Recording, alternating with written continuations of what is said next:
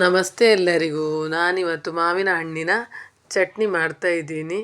ಇದು ತುಂಬಾ ಚೆನ್ನಾಗಾಗುತ್ತೆ. ಮಾವಿನ ಹಣ್ಣು ಸೀಸನ್ ಬಂದರೆ ಗಂಜಿ ಜೊತೆ ತುಂಬಾ ಬೆಸ್ಟ್ ಕಾಂಬಿನೇಷನ್.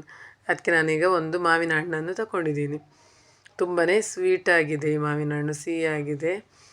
ಆಮೇಲೆ ಅದಕ್ಕೆ ನಾನು ತೆಂಗಿನಕಾಯಿ ತುರಿ ಮತ್ತು 3 ಮೆಣಸು ತಗೊಂಡಿದ್ದೀನಿ, ಸ್ವಲ್ಪ ಸಾಸಿವೆ ಮತ್ತು 2 ಬೆಳ್ಳುಳ್ಳಿ. ಇಷ್ಟೇ, ಅದಕ್ಕೆ ಜಾಸ್ತಿ ಏನು ಇಂಗ್ರೀಡಿಯೆಂಟ್ಸ್ ಐಟಮ್ ಏನು ಬೇಕಂತಿಲ್ಲ. ಮನೆಯಲ್ಲಿರುವಂಥ ಸಾಮಗ್ರಿಯನ್ನು ಬಳಸಿ ಮಾಡುವಂಥದ್ದು.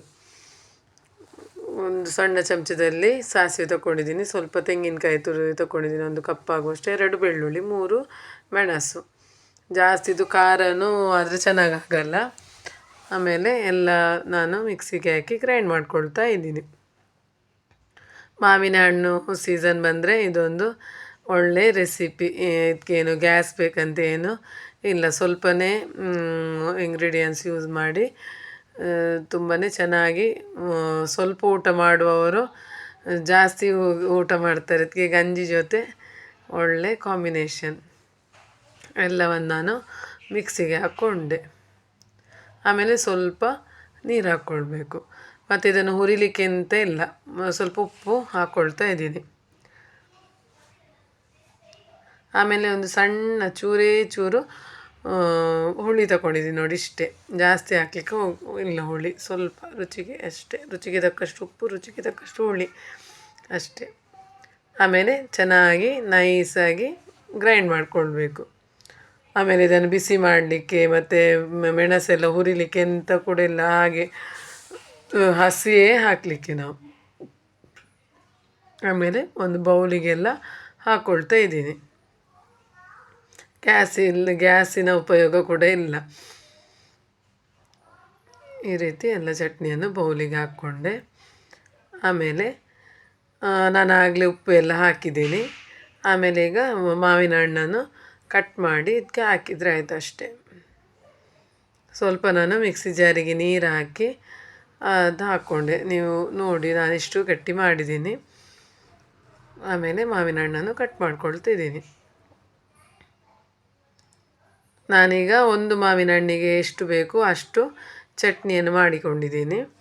ಜಾಸ್ತಿ ಮಾಡೋದಾದರೆ ಸ್ವಲ್ಪ ಜಾಸ್ತಿ ಹಾಕಿಕೊಂಡ್ರೆ ತೆಂಗಿನಕಾಯಿ ತುರಿ ಮೆಣಸೆಲ್ಲ. ಇದು ತುಂಬ ಖಾರ ಮಾಡಿದ್ರೂ ತಿನ್ನಲಿಕ್ಕೆ ಚೆನ್ನಾಗಾಗಲ್ಲ. ನಾನು ಈ ಥರ ಸಣ್ಣ ಸಣ್ಣದಾಗಿ ಹೆಚ್ಚಿಕೊಳ್ತಾ ಇದ್ದೀನಿ.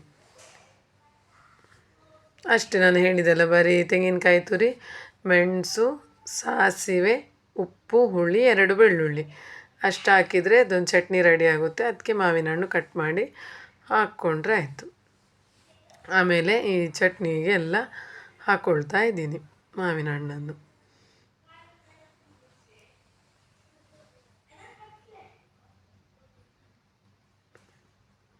ಸಿಹಿಯಾಗಿ ಉಪ್ಪು ಹುಳಿ ಖಾರ ಲೈಟಾಗಿ ಎಲ್ಲ ಒಂದು ಗಂಜಿ ಊಟ ಮಾಡಲಿಕ್ಕೆ ತುಂಬಾ ರುಚಿಯಾಗುತ್ತೆ. ಈ ಸೆಕೆಗಾಲಕ್ಕೆ ನಾವು ತುಂಬ ಮಸಾಲೆ ಐಟಮ್ ತಿನ್ನಲಿಕ್ಕೂ ಆಗಲ್ಲ. ಈ ರೀತಿ ಲೈಟ್ ಫುಡ್ ಈ ಥರ ಇದರಿಂದ ಮಾವಿನ ಹಣ್ಣು ಈ ಸೀಸನಲ್ಲಿ ಜಾಸ್ತಿ ತಿಂದು ನಮಗೆ ಮುಖ ಸೆಟ್ಟು ಹೋಗ್ತದೆ. ಆಗ ಈ ಥರ ಮಾಡಿದರೆ ತುಂಬ ಚೆನ್ನಾಗಾಗುತ್ತೆ. ಗಂಜಿ ಜೊತೆ ಅಂತೂ ತುಂಬಾ ಬೆಸ್ಟ್ ಕಾಂಬಿನೇಷನ್. ಈ ಥರ ಸ್ವಲ್ಪ ಹೆಚ್ಚಿಕೊಳ್ಬೇಕು. ಆಮೇಲೆಲ್ಲ ಚೆನ್ನಾಗಿ ಮಿಕ್ಸ್ ಮಾಡಿಕೊಳ್ಬೇಕು. ಚಟ್ನಿ ರೆಡಿ.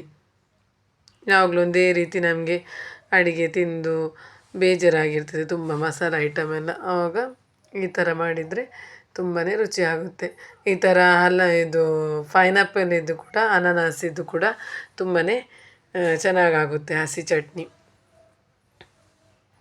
ಏನು ಹುರಿಲಿಕ್ಕೆ ಏನೂ ಇಲ್ಲ, ಏನು ಗ್ಯಾಸ್ ಕೂಡ ಬೇಕಂತೇನಿಲ್ಲ, ಸುಲಭದಲ್ಲಿ ಮಾಡ್ಬೋದು. ಒಂದು 5ರಿಂದ 10 ನಿಮಿಷ ತಗೊಳ್ಳುತ್ತೆ ಅಷ್ಟೇ, ಜಾಸ್ತಿ ಟೈಮ್ ಏನು ತಗೊಳ್ಳಲ್ಲ. ಆರೋಗ್ಯಕ್ಕೂ ಒಳ್ಳೆಯದು. ನನ್ನ ಚಾನಲಿಗೆ ಸಬ್ಸ್ಕ್ರೈಬ್ ಮಾಡಿ, ಲೈಕ್ ಮಾಡಿ, ಶೇರ್ ಮಾಡಿ, ಕಮೆಂಟ್ ಮಾಡಿ. ನೀವು ಯಾವ ರೀತಿ ಮಾವಿನ ಹಣ್ಣಿನಿಂದ ರೆಸಿಪಿ ಮಾಡ್ತೀರಾ ಅಂತ ಹೇಳಿ ನನಗೆ ಇದೇ ರೀತಿ ಸಪೋರ್ಟ್ ಮಾಡ್ತಾಯಿರಿ. ಇದೇ ರೀತಿ ಒಳ್ಳೊಳ್ಳೆ ಆರೋಗ್ಯಕರವಾದ ರೆಸಿಪಿಯೊಂದಿಗೆ ನಾನು ಬರ್ತಾ ಇರ್ತೀನಿ. ಓಕೆ ಫ್ರೆಂಡ್ಸ್, ಟೇಕ್ ಕೇರ್, ಬಾಯ್ ಬಾಯ್.